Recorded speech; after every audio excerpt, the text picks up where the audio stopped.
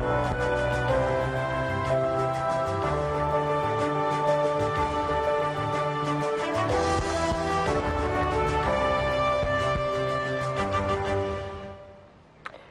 and welcome to Health Matters on Channels Television. Thanks for staying with us. I am Mary Alalia Yusuf. When the heart beats, blood is released into the arteries. Pressure created by the force of blood pushing against the walls of the arteries. Hypertension, also known as high blood pressure, occurs when this force on the arterial walls is too high for a considerable amount of time. According to the World Health Organization, globally, the prevalence of hypertension in adults aged 18 and above was about 22% in 2014. And across the WHO regions, the prevalence was highest in Africa. It was also highest in low-income countries as compared to mid- and high-income countries. My guest on the show is Dr. Akinsonya Olusegun Joseph. He's a consultant cardiologist at the Lagos University Teaching Hospital, Idi-Araba, a member of the Pan-African Society of Cardiologists, and also a member of the European and American Heart Associations. You're welcome to the program, Doctor. Thank you, Mary. Thanks for having me. The pressure against the walls of the arteries, that pressure is necessary because blood will always be pumped. Yes. So why do people develop high blood pressure? Well, there are a lot of reasons for hypertension developing. It's a multifactorial thing. Someone can be genetically predisposed to having hypertension, and those are the ones that runs in families. All right. Aside that, lifestyle of such, individuals can also predispose one. Like we say, genetics load the gun, the lifestyle fires it. Okay. So somebody can be genetically predisposed. So the gun is loaded, but you don't have to fire the gun? Yeah, you don't have to fire it. If you don't, indulge in lifestyle that can push you towards developing hypertension. Okay, before we go to the lifestyle and other predisposing factors, does hypertension have any symptoms? Yes, hypertension does. However, so it's not as silent a killer as people make it out to be? It's very, very silent, in the sense that by the time someone starts having symptoms, the person has actually moved quite far. Most of the time, hypertension is, asymptomatic. The other, part of the coin, the other aspect of the coin, is that when a patient starts developing symptoms, initially they are, symptoms that cuts across, not defined. Somebody could just be having a headache. The person can be having malaise, feeling unwell. And in this part of the world where our health-seeking behavior is not up to par, the natural tendency is that the person will go take analgesics. And then wave it off. Exactly. And then, or go get to the labs, and then they will detect, malaria, typhoid, without checking the blood pressure. And that opportunity to discover it, to nip it at the bud, will be missed. Or somebody may have inability to sleep well, what we call insomnia, and then the person will start taking, sleep sedatives, okay, instead of addressing the issues.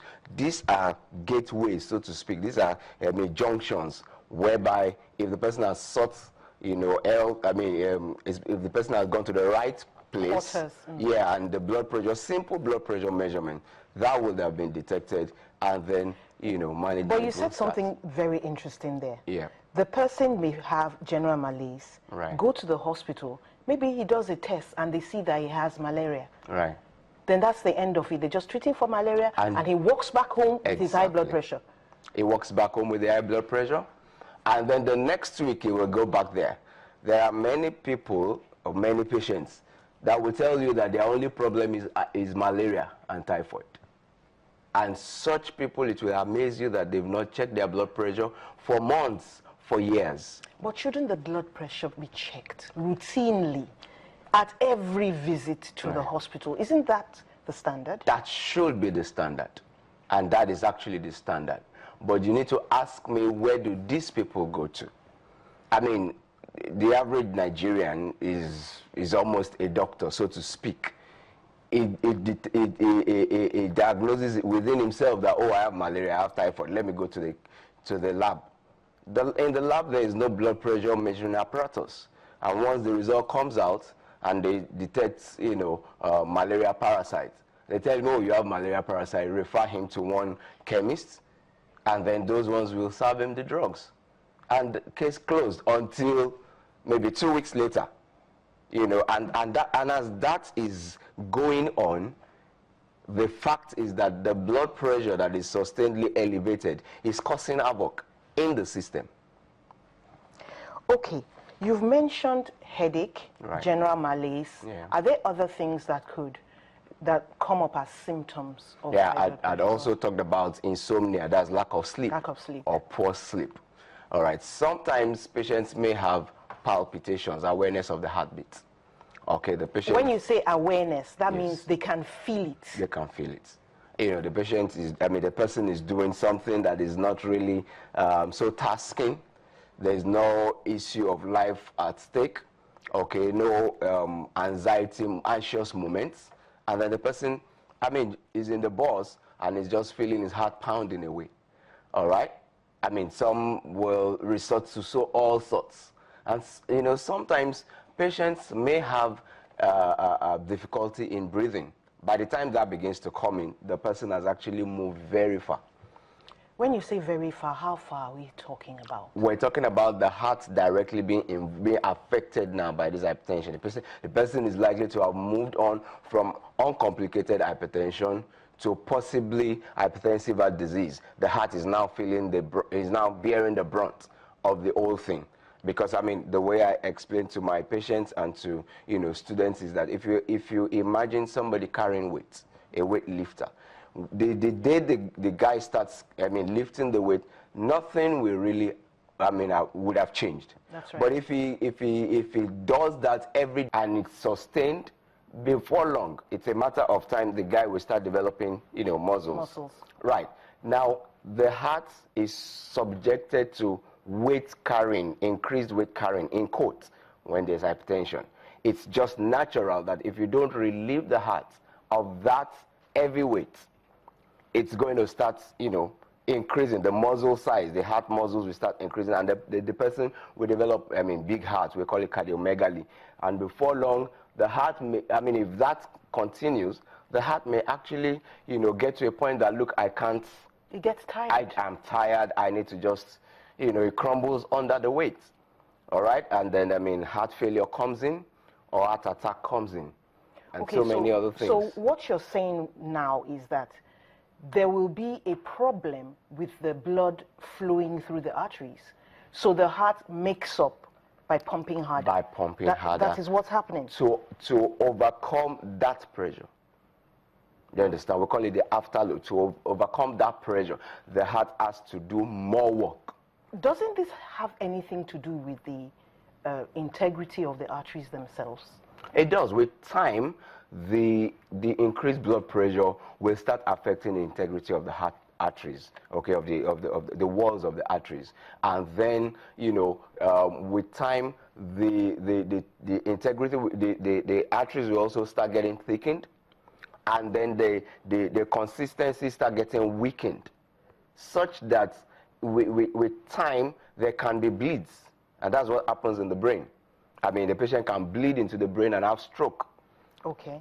Let's know about the modifiable risks of hypertension. Okay, now the modifiable risk factors, and that's what we're really pushing. If you can prevent it, it's better. Prevention is better than cure, and it's cheaper than cure. So modifiable risk factors, things like our diet, as simple as our diet, increased salt intake, okay, increased salt content, all right, in our meals. And the higher the salt intake, the more likelihood that this patient may eventually come down with hypertension. All right. Now, sedentary lifestyle.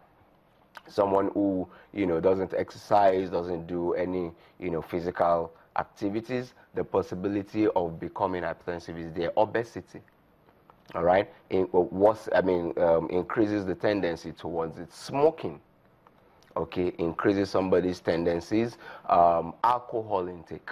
Alcohol, there's a lot of debate about alcohol is J-curved, relationship and all the rest. But then there are other things that are coming up, about alcohol now as, that are showing that it is not even, it's a risk.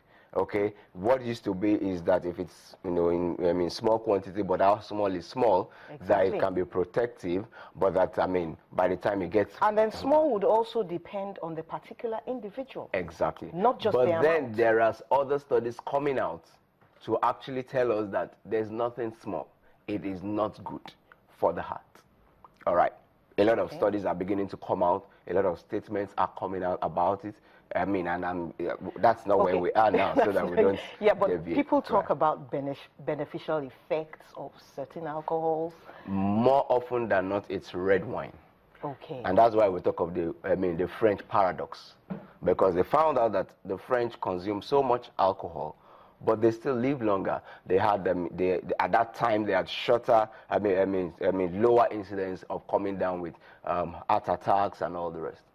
But then by the time they had a closer look, they found out that the red wine contains a lot of antioxidants. Okay. Which are beneficial. So that must be it, the antioxidants. Yeah, now, talking about exercise, yes. When somebody exercises, aerobics and stuff like that, the heart pumps more. Right. And, well, presumably harder. Are those not the very things we're trying to prevent? Not really, because at this time it's a regulated thing. Do you understand? Exercise goes beyond, increasing your heart rates and making the heart to pump harder. When a patient exercises, even at the level of the arteries, there are benefits. We talk of endothelial function, okay, and the endothelium is a very, very big issue and a very big organ, so to speak, okay, when it comes to heart health and when it comes to blood vessel health. So when a patient exercises, it improves the endothelial functions. All right? The endothelium releases more of nitric oxide. It's a chemical which dilates the vessels. Okay. Okay, and helps to relax everything, to make sure that even when there is increased blood pressure because of vasoconstriction, when the vessels dilates, everything falls. Everything flows. And then everything flows. So there's little restriction, there's little, there's little azoles to the flow of blood. And that impacts directly on the heart, impacts directly on the organs. Primarily the heart, the kidneys, the brain. Okay. And of course the eyes as well. Exercise impacts on the kidneys. Yes. This is new. Okay, let's talk about food. All right.